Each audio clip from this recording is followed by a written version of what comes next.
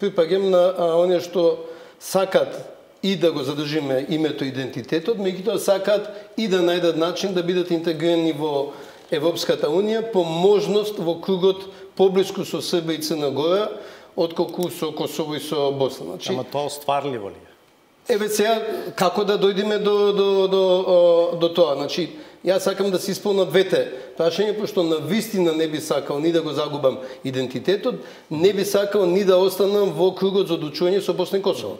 Бидејќи не знам што ќе биде со нив. Чекайте, во овој пакет, според она што го чувме, идентитетските одредници се јасно зачувани. Значи, јасна црвена линија е се идентитетските прашања. За мене клучно прашање е јазикот. Затоа не беше многу од помош од Европска Унија што се исплаши да го именува јазикот за соопштението после средбите во Софија. Значи, во овој предлог е дефиниран македонски Macedonian.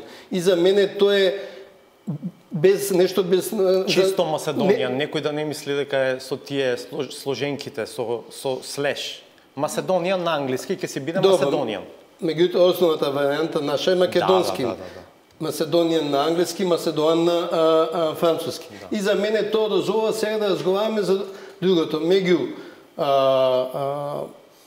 нашата позиција, тоа е горе-доле да го замениме БРМ со нешто друго, и грчката амбиција за Ерга Омнес.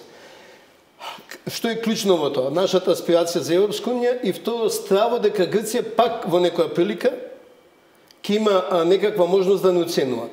Единствениот момент во кој Грција веќе не може да не оценува, каде што не може веќе да биде загрозено идентитетскиот корпус, е дента која ќе видиме членка на Европската Унија. Значи уставни измени за Ерга Омнес сега со значи, стапување на сила во моментот на влез во ЕУ. Задоволам двете желби и да се зачуваме како македонци и македонски народ и македонски јазик и да станеме членка на Европска Унија што поскоро, би прифатил компромис во кој би биле заштитени од грците. Добро.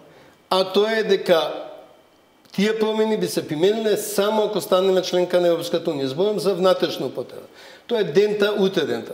Значи јас би, ако не знам какво е решението, би разговарал за промена на уставот која би стапила во сила само ако станеме членка на ЕУ.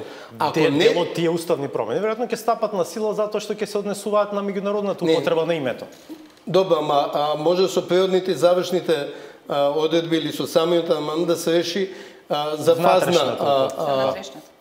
фазна примена. Значи јас, ако е заштитен македонски јазик, би направил компромис со овој дел кој сака да побрзо да станеме членка на Европската Унија. Меѓутоа, ние да дадиме се сега во моментот, да прифатиме секупни промени. А Европска Унија ќе се случи за 10 години од сега, кога не знаеме што се ќе се промени. Дали ќе дојдат неонацисти на власт во некоја северноевропска земја и ќе заврши процесот на прошување, е за мене предавство на нашите национални интереси. При тоа ви прави разлика каква придавка ќе има во името? Значи, јас единствено сум стрикно против Нова Македонија, затоа што во праксата на именување нова се користи за некоја друга територија која е далеко од првобитната територија. Значи, има во Јорк, па има Њујорк, има Мексико, има Ново Мексико. Ама тоа не се исти контексти, не се во некој случај не се ни географски на исти континенти, туку се на различни континенти и мислам дека тоа е целосно неприфатливо. Второ, преферирам да биде преведливо на англиски и на француски, на сите светски јазици и да биде многу пократко тоа што е во моментот меѓународна референца на Македонија.